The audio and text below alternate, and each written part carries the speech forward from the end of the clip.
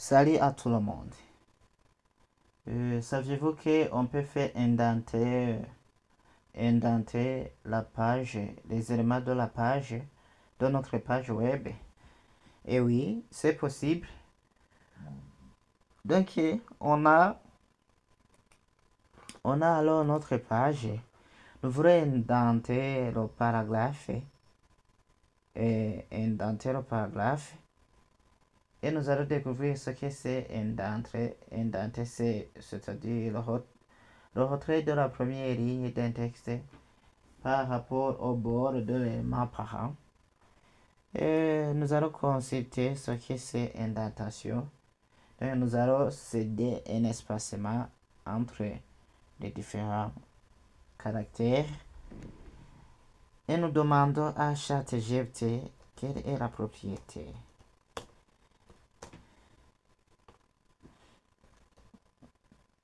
Quelle est la propriété CSS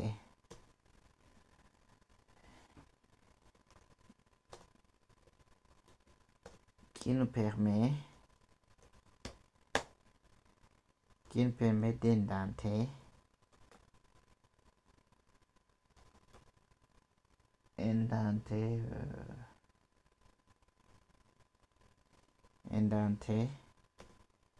le texte. Nous allons corriger les erreurs. Indenter, c'est comme cela.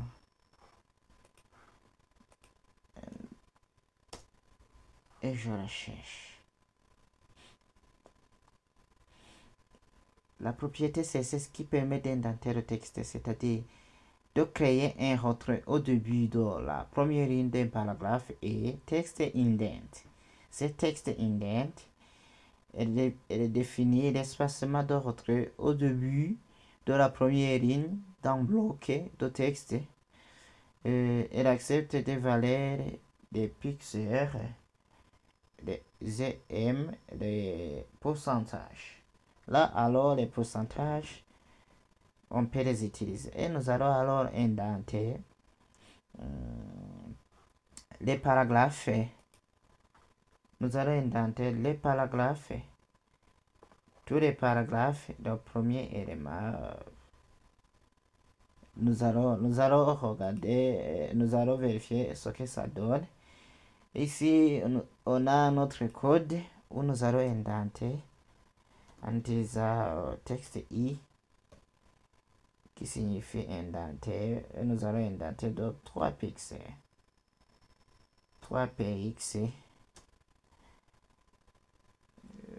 CTRL S. Et ne soyez pas stupéfiés si je fais des raccourcis pour faire le code. Là, j'ai écrit TI 3P. Ça va, et je clique sur Entrée, ça va générer alors le code correspond. 3px, oui, les paragraphes ici, je crois bien que quelque chose a changé.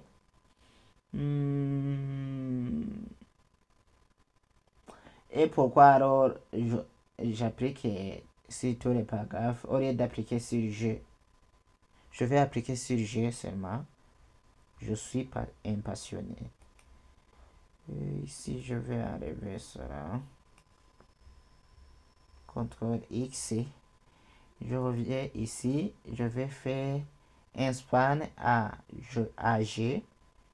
Je vais mettre la balise span.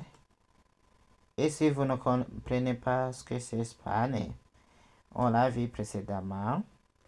Dans les vidéos précédentes, ce que ça donne. Je fais G. Je vous invite alors à regarder les vidéos précédentes pour comprendre ce que c'est span. Et je mets toujours sujet, par exemple. Je mets sujet. Je mets sujet comme classe que je viens de créer. J'enregistre.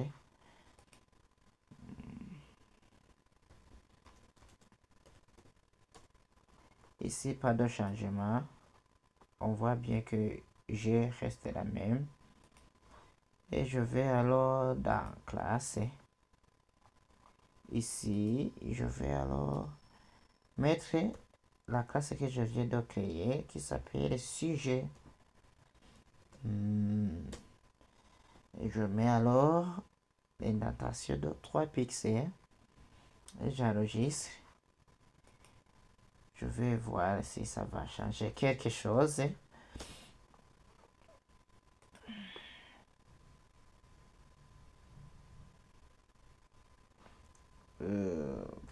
Toujours, on ne voit pas beaucoup de changements. Je mets 10 pixels. CTRL S.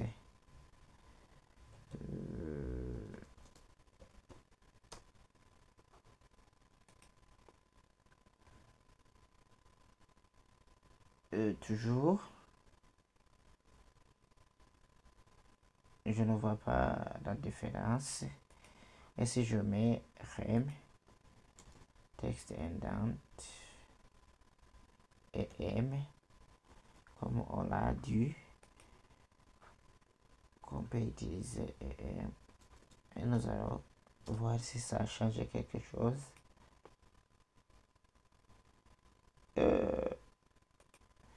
On va regarder.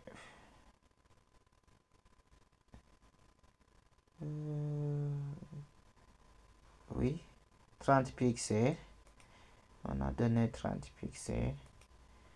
Nous allons essayer avec le même exercice sur 30 px.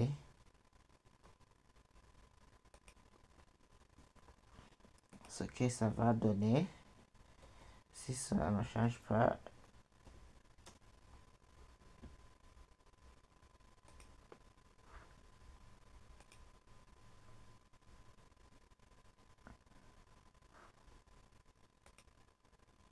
on dirait que le sujet, est-ce que c'est, j'ai mal spécifié le sujet? Non, sujet avec T. Oui, c'est la même chose. Texte indent. Et si je fais, et si j'efface celui-ci, CTRL X, et que je le mets dans un paragraphe comme on l'a spécifié ici. Et si je fais enregistrer,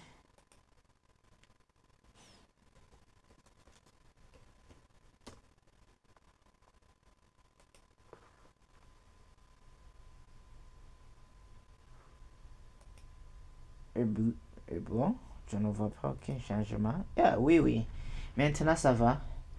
On voit bien qu'il y a un espacement entre les lettres, oui. Ça a marché, texte indent. Ça a marché. Donc, à chaque lettre qui commence, il y a un espacement. Je peux faire 30 em. Et je vais regarder si ça, ce que ça donne. Puis si ça change.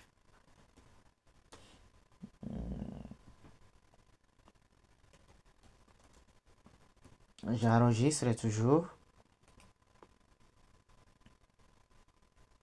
Et oui, voilà. Il y a un espacement de 30 em. Et em, c'est la même chose que rem, on l'a vu.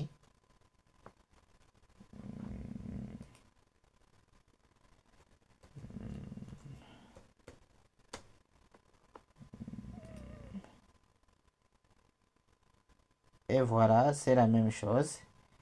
Et pourcentage, nous allons voir si on fait 30%, ce que ça donne. CTRL S, 30%.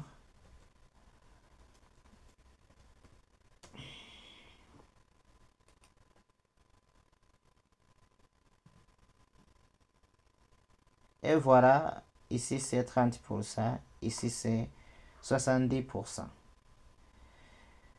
Et voilà alors comment on peut faire indenter notre texte indenté, c'est-à-dire laisser un retrait. On a dit que c'est de laisser un retrait au début de la première ligne d'un paragraphe. Là, alors, nous venons d'indenter notre